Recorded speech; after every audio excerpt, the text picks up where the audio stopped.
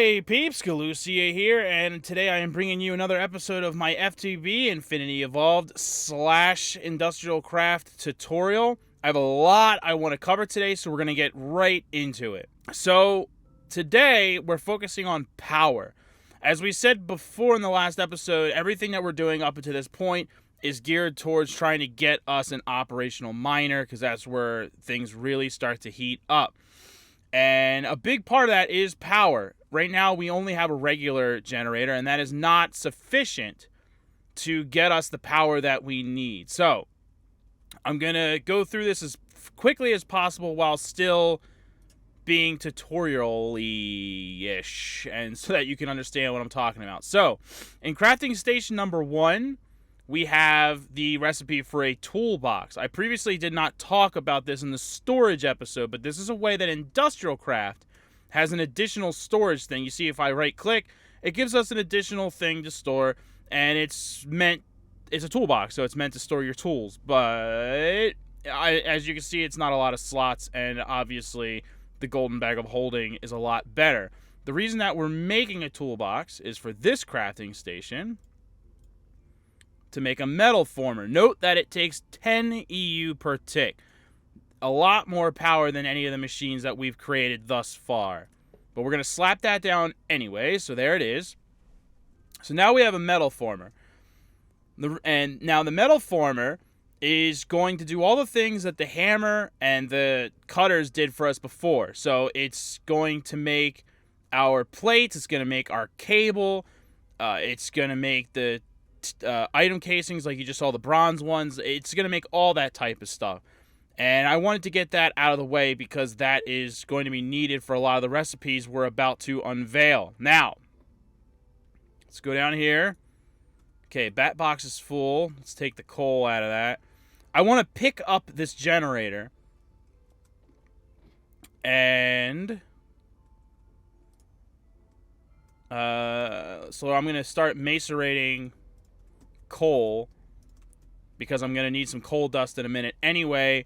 That'll use up some of the power, because if you'll recall, the generator itself has a buffer, and if I pick up this generator, then we'll lose that power. It's only 4,000 EU, but every bit counts. Okay, so the generator is empty, so we snagged that, and of course this will keep powering everything, and that's totally full of power. And the reason we took the generator is because, as I said, it is a necessary ingredient for what we're about to make. Okay, so I'm using the metal former. I already used it to make these plates when it was set to rolling. Once you have the plates, you set it to extruding, it's now going to make us empty cells. There is a manual way to make the empty cells, but I find this to be a more efficient way, because later on I'm going to be making stacks of these things. So it's a thing where you can just throw it in there and walk away, and I like having that option. But so we're walking up to our crafting station. You can see we have our generator, the iron item casings, which I used it to make that as well. 4 pieces of glass. We'll use 2 of these empty cells, and that's going to give us our geothermal generator. And note that the power output is 20 EU per tick. The regular generator was 10 EU per tick. So it's important to note that. Now, hold on, this becomes a tricky part. I need to count this out. Actually, I'll just do it like that because I'm lazy. Okay, so bop. All right, I'm putting it here for a reason, and that'll become more and more evident as time goes on. But so here's our geothermal. So it has this storage area, and basically what we're going to be putting in here is lava, and it's going to convert that lava into energy. But you can do that either with just a lava bucket, or you can take empty cells and fill them with lava. I've been doing a lot of mining, so I've found a lot of lava places, and it's just like a bucket. Just have it in your right hand, right-click on the pool of lava, and the cells will fill. And the nice thing about that is that these stack. Obviously, buckets don't, so you can fill a lot more of them in one single trip. And that's the key. So I'm going to go fill these up. Obviously, you don't need to watch me do that, and I will be right back. Okay, so what I have to do here is a few different things. So first off, we need sulfur. There's a lot of ways to get sulfur in FTB, but the IndustrialCraft way is to put gunpowder in an extractor. So you can see that's what we're doing here. I don't need that much, though. I'm going to stop because I'm running out of power since I disconnected everything. The other thing that I need is... There's my coal dust. I don't need that yet, but we'll grab it. There. The bronze item casings, because I was crushing up some of my bronze plates. Now you can notice in my inventory, I went ahead and made a stack of cells and then filled that with lava. So we're going to stick that in there. And you can see a bunch of them got dumped into here. It's slowly going down, even though it's not hooked up to anything. Is that because... Oh, that's because it's buffering the power. Good. So the first thing you'll notice is that it has a much larger buffer. So that's nice right out of the gate. And you'll notice this, the MB, that stands for millibuckets, which is a really clever use of using Minecraft standards to come up with a measuring system for fluids. So 1,000 millibuckets is 1 bucket, which is the amount that a bucket in Minecraft would hold. To put that into perspective for you. So now we have a lot of things that we need to make. So I crushed up some lead. I've been saving that up. So we've got the lead, and we've got our sulfur. So when you take your bronze item casings in such a configuration with the sulfur that we made, and any sulfur will work. Like I said, there's a lot of different ways to get it. That's just the IndustrialCraft way. The lead dust and that, we get the advanced RE battery. So this is just like the regular batteries, except obviously it holds 100,000 power. That's significantly more. Pick all that up. Okay, so there's our batteries, obviously capable of holding a lot of power. Remember, they're 100,000 each, which would total 300,000, and that's important to remember because we just made the CESU. This is the next step up from the bat box when it comes to power storage. So this has an output of 128 EU per tick with a capacity of 300,000. And this is why I'm putting stuff in the middle. I have a very specific reason for doing what I do here. Click. Okay, so now we can store way more power. You can see it's going to empty that buffer out, which I believe was 30,000. So it's, again, a pretty good rock-solid buffer. So now we have a much better way of generating power. But there's a few other things I want to do, and there's a lot that we haven't talked about up until now. Now, I'm going to have to make more copper cable, and I'll do that in a second. But we never talked about the cable and its conductivity and so on and so forth. So the tin cable carries 32 EU per tick. The copper cable carries 128 EU per tick. It also loses power, though. And this is an important thing to know. So insulated copper cable, for every 5 lengths or 5 blocks worth of cable, it loses 1 EU per tick. The tin cable is a lot better. That only loses 1 EU per tick for every 40 pieces or 40 blocks worth. So it doesn't lose nearly as much power, but it also doesn't hold nearly as much power. So it's important to note that, and it's important to know that you can't just be hooking anything up to anything. So we can't just slap this copper cable up to the bat box or any of the machines. They would explode. It's too much power. We have to step this down. The recipe for the machine or device to do that is insanely simple, and I will make that for you right now. I just need to grab some wood. Okay, so I made a coil and my planks and my tin cable. And that's going to give us an LV transformer. So there's different transformers for every level. Look at you, Mr. Cool Guy with your shades. You can stay out there. And they work very basically. So you have an input, which is the 5 yellow dots that you can see in just the shape of it. And all the white dots are the outputs. Bop. Now, for now, I'm setting this up just here as is because I need to just get everything hooked back up. The next episode, we're going to move some stuff around and make this a lot more efficient, and you'll see why I put it back here. That'll become more clear as time goes on. But so we've hooked that up. We'll click on it. There you go. You can see it's going up. It's you can see here there's your inputs, and you can see it's draining power out of that. We're still plenty of lava to go. So there you go. So now we've got a geothermal hooked up to a much larger capacity. We step it down, and it goes to this. Now, there's an important thing to note with these transformers. They don't work the way they're supposed to. So it has all these outputs and just the one input. Theoretically, because this is 128 output going into this, and then it's becoming a 32, we should be able to have multiple outputs that would all be 32. It doesn't work, though.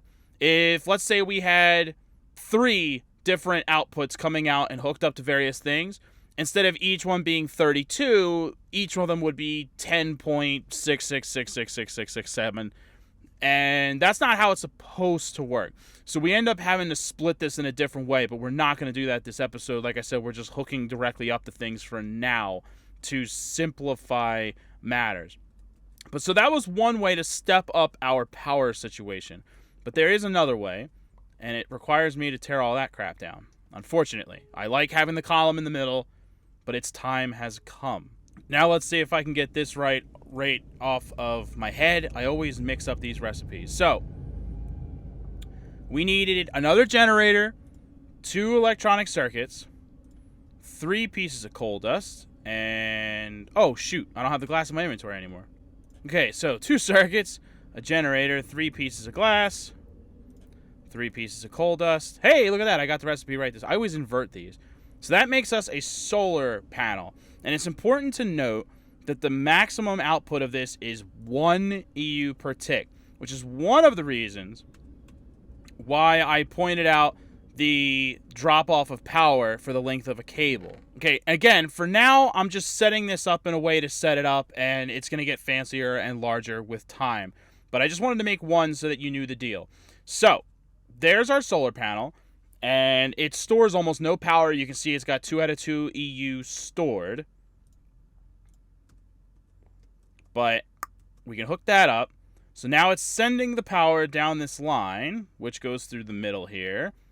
And pop, is going to go into our CESU. So now we have more than one power source going into the CESU. I know you can't actually see the difference because the geothermal is putting out 20 EU per tick, and that's putting out 1.